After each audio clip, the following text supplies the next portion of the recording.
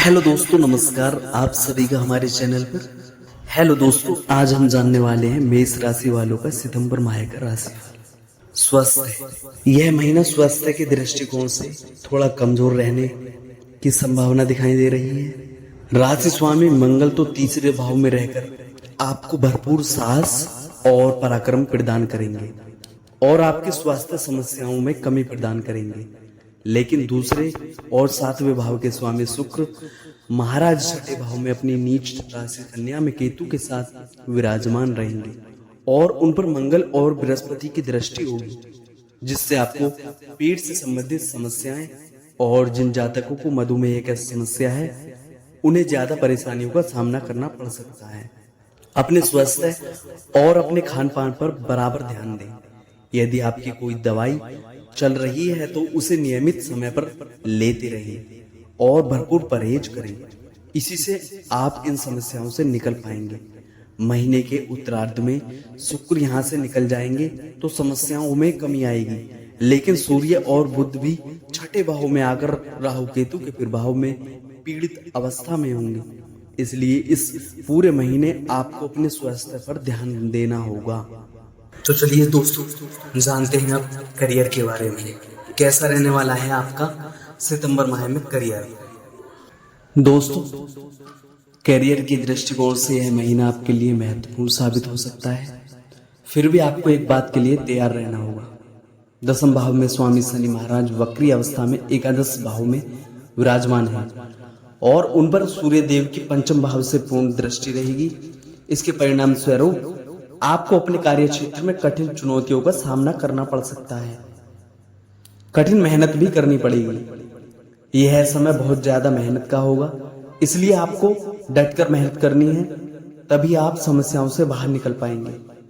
हालांकि 16 सितंबर से सूर्य महाराज कन्या राशि में आपके छठे भाव में चले जाएंगे और तब तक आपकी नौकरी के लिए और भी अच्छे योग बनने शुरू हो जाएंगे।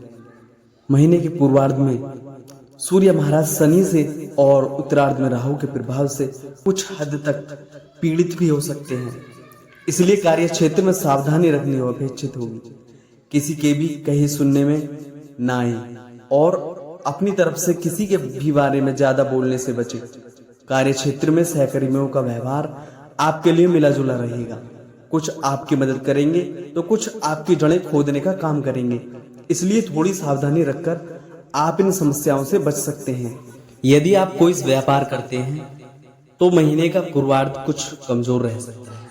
सप्तम भाव के स्वामी शुक्र महाराज छठे भाव में अपनी नीच राशि कन्या में विराजमान रहेंगे। उनके ऊपर मंगल और बृहस्पति की दृष्टि होगी तथा वह केतु के साथ विराजमान होकर पीड़ित अवस्था में होंगे। इसलिए व्यापार में उतार चढ़ाव की स्थितियां बनेंगी। आपकी योजनाओं को भलीभूत होने में समय लगेगा और उनमें कुछ रुकावटें आ सकती हैं। आपके कुछ विरोधी भी सर उठा सकते हैं, इसलिए आपको सावधानी रखनी चाहिए। इस दौरान व्यावसायिक निवेश करने की सोच विकसित होगी, जिसको ध्यान देकर आगे बढ़ना चाहिए। महीने के उत्तरार्ध में 18 सितंबर से शुक्र तुला राशि में आपके सप्तम भाव में आएंगे और पूरे महीने यही बने रहेंगे। इससे व्यापार में उन्नति होगी और कुछ नई योजनाएं शुरू होंगी। पुरानी योजनाओं पर जो विराम लगा हुआ था वह भी अब दूर होगा और वे भी फिर से चालू हो जाएंगे। इससे आपके व्यवसाय में गति आएगी और आप उन्नति करेंगे। प्रेम विवाह व व्यक्तिगत संबंध कैसे रहने वाला है। यदि आप किसी प्रेम संबंध में हैं तो महीने की शुरुआत में सूर्य और बुध आपके पंचम भाव में रहकर आपके प्रियतम से आपकी दूरियों को कम करेंगे।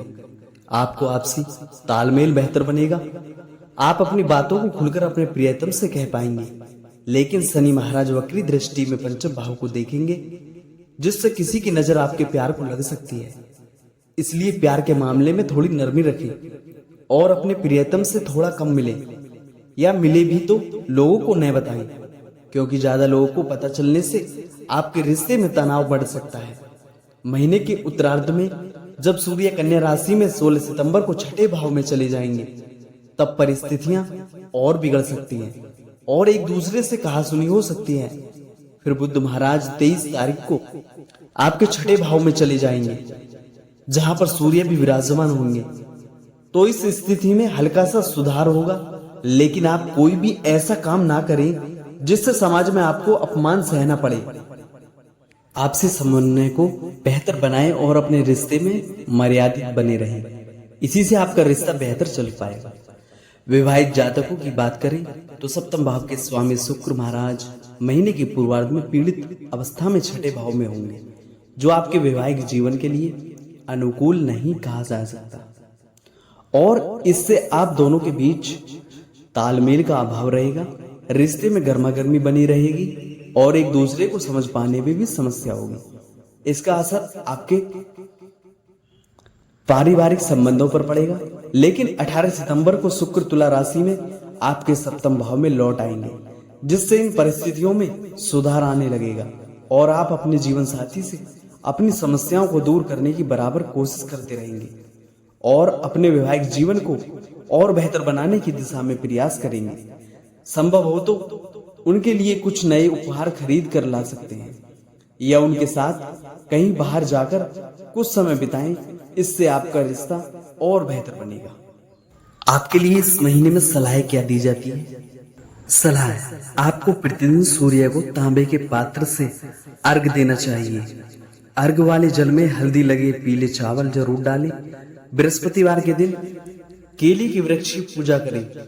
कर्ज से मुक्ति पाने के लिए ऋण मोचक मंगल स्रोत का प्रतिदिन पाठ करें। श्री मंगल महाराज जी के किसी भी मंत्र का नियमित रूप से जप करें। यह महीना मेष राशि के जातकों के लिए कुछ सावधानियां रखने वाला महीना होगा। वैसे तो आपको आर्थिक लाभ प्राप्त होंगे और आपकी आमदनी बढ़ेगी, क्योंकि पूरे महीने वक्री अवस्था में शनि महाराज अपनी ही राशि कुंभ में आपके एकादश भाव में विराजमान रहेंगे और आपकी आमदनी को निरंतर बढ़ाते रहेंगे। आपके पास एक से अधिक माध्यमों से धन प्राप्ति के योग बनेंगे। सूर्य महाराज भी महीने की शुरुआत में पंचम भाव में बैठकर आपके एकादश भाव को देखेंगे, जिससे आमदनी से जुड़ी समस्याओं में कमी आएगी और आपको आर्थिक लाभ प्राप्त होंगे। नौकरी करने वाले जातकों को कठिन प्रयास और कठिन मेहनत करने से गुजरना होगा। इसके लिए आपको तैयार रहना होगा।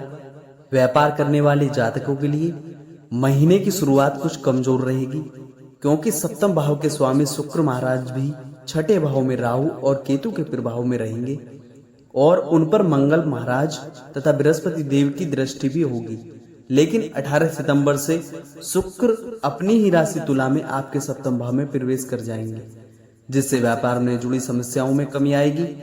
विद्यार्थियों के लिए यह महीना अनुकूल रहेगा। पंचम भाव के स्वामी पंचम भाव के विराजमान रहेंगे, आपको मजबूत दिशा दिखाएंगे और आप अपनी शिक्षा की में कठिन मेहनत से आगे बढ़कर सफलता प्राप्त पाएंगे। प्रेम संबंधों में कुछ उतार चढ़ाव हो सकता है, फिर भी आप अपने प्रियतम को खुश रखने की हर संभव कोशिश करेंगे। वैवाहिक जीवन में महीने का पूर्वार्ध कुछ कमजोर रहेगा, लेकिन उत्तरार्ध में खुशियां आने लगेंगी। पारिवारिक जीवन सामान्य रहेगा और स्वास्थ्य पर भी ध्यान देने की आवश्यकता पड़ेगी। वित्तीय दृष्टि से कैसा रहेगा सितंबर माह, यह जानिएगा। वित्त, यदि आपकी आर्थिक स्थिति को देखा जाए तो यह महीना आर्थिक रूप से आपको खुशियां तो देगा, क्योंकि वक्री शनि महाराज अपनी ही राशि कुंभ में एकादश भाव में पूरे महीने विराजमान रहेंगे, जो आपको धन प्राप्ति के लिए दौड़ाते रहेंगे। लेकिन इससे आपकी आमदनी में भी निरंतरता बनी रहेगी।